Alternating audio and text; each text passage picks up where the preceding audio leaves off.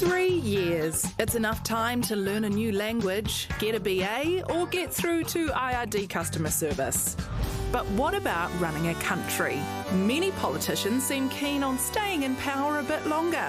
They've already asked us twice if we want to switch to 4 years, once in 1967 and again in 1990. But both times the public gave a resounding yeah, nah.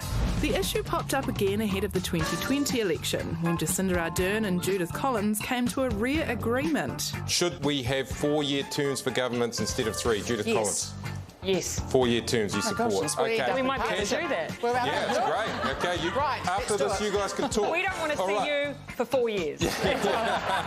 New Zealand has one of the shortest parliamentary terms in the world. Of 190 countries, 103 have 5-year terms, 74 have 4, and only 9, including us, have 3. Deborah Hart is chair of the review that's suggesting putting the issue to the vote.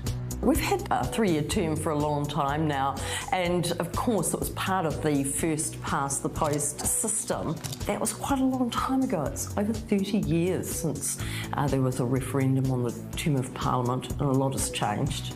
A 3-year term makes it very difficult for governments to give considered and effective responses to big policy issues. A 4-year term would enable a more considered response.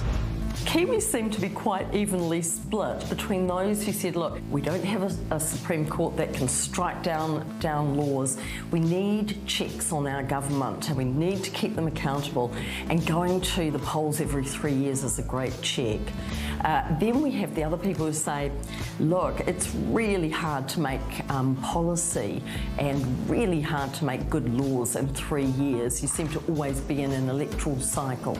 I think it would only be successful if it was to go hand in hand with other changes that would give people assurance that there would be sufficient democratic accountability. Many politicians tell us that they would like more time, but that's the very reason it needs to go to a referendum. You can't really have politicians deciding that their employment contract, in a way, is going to be extended unilaterally. It's a much better thing to take it to New Zealanders and see what New Zealanders think.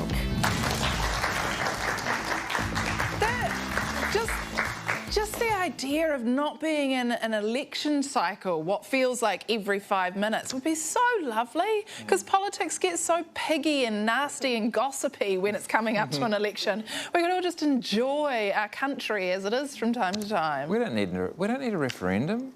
I agree with referendums when, like, half the experts think one thing and half the experts think another, but it seems like everyone's agreed on this, including the major political parties in every other country in the world. So why can't the experts just say, hey, we're doing 4 years now? I'm with you.